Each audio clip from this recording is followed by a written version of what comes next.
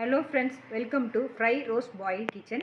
இன்றைக்கி நம்ம எஃப்ஆர்பி கிச்சனில் பூண்டு மிளகு காரப்பொடி மீன் குழம்பு எப்படி செய்யறதுன்னு பார்க்க போகிறோம். வாங்க தேவையான பொருட்களை பார்க்கலாம். எண்ணெய் 4 ஸ்பூன், தாளிக்க சோம்பு, சீரகம், வெந்தயம், உளுத்தம்பருப்பு, கடுகு, சின்ன வெங்காயம் ஒரு 10 பல் கட் பண்ணி வச்சுருக்கோம், பச்சை மிளகா 1, கருவேப்பிலை, தக்காளி, புளி கரைச்சி எடுத்து வச்சுருக்கோம், மஞ்சப்பொடி, மிளகாப்பொடி, உப்பு.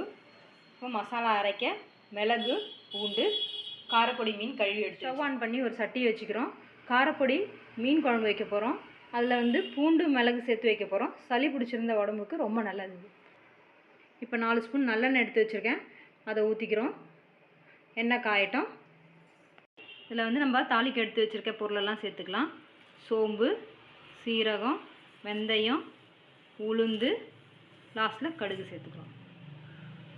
உங்ககிட்ட வடகம் இருந்தால் வடகம் கூட சேர்த்துக்கலாம். இது நல்லா பொரியட்டும். வெங்காயம், பச்சை மிளகா, கருவேப்பிலை சேர்த்துக்கலாம்.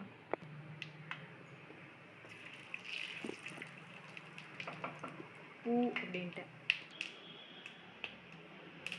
எல்லாம் பொரிஞ்சிச்சு. இப்போ கருவேப்பிலை சேர்த்துக்கிறோம், பச்சை மிளகா, வெங்காயம். இது வதங்க தேவையான உப்பு சேர்த்துக்கிறோம்.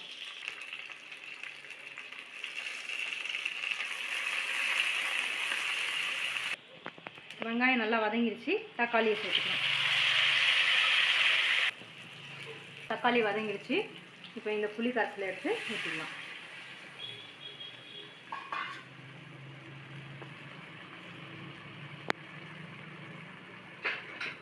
அது கூடவே 1 ஸ்பூன் மஞ்சள்தூள் போட்டுக்கோங்க.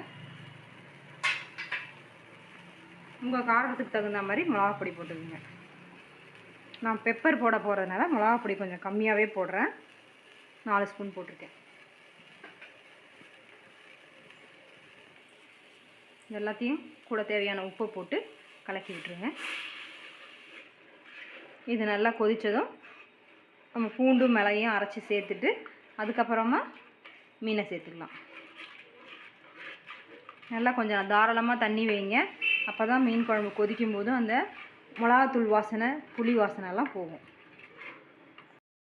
பூண்டும் மிளகும் தண்ணி ஊற்றி இந்த மாதிரி அரைச்சி வச்சுருக்கோம். இப்போ குழம்பு நல்லா கொதிச்சிருச்சு. அதில் இதை ஊற்றலாம். குழம்பு நல்லா கொதிச்சு திக்காகவே ஆகிடுச்சு. மிளகாப்பொடி வாசனை எல்லாமே போயிடுச்சு. இப்போ இதில் இந்த பூண்டும் மிளகையும் சேர்த்துக்கலாம். இதை ஊற்றி ஒரு 2 நிமிஷம் கொதிச்சா போதும். அதுக்கப்புறம் மீன் போட்டுடலாம். நம்ம பெப்பர் பூண்டு போட்ட பிறகு இந்த குழம்பு நல்லா கொதிச்சிருச்சு. இப்போ இதில் மீன் சேர்க்க போகிறோம்.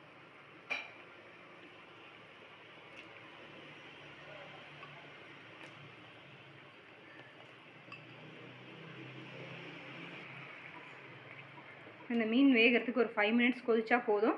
நல்லா வெந்துடும். மூடி வச்சுட்டு நம்ம சர்வ் பண்ணலாம். இப்போ நம்ம ஸ்டவ் ஆஃப் பண்ணிடலாம். இப்போ நம்ம சுவையான பூண்டு மிளகு காரப்பொடி மீன் குழம்பு ரெடி. நீங்களும் ட்ரை பண்ணி பாருங்கள். எப்படி இருக்குன்னு கமெண்ட்டில் சொல்லுங்கள். வீடியோ பிடிச்சிருந்தா லைக் பண்ணுங்கள், ஷேர் பண்ணுங்கள். மறக்காமல் நம்ம சேனலை சப்ஸ்கிரைப் பண்ணுங்கள். அப்படியே அந்த பெல் ஐக்கானையும் கிளிக் பண்ணி விட்டுருங்க. தேங்க்யூ.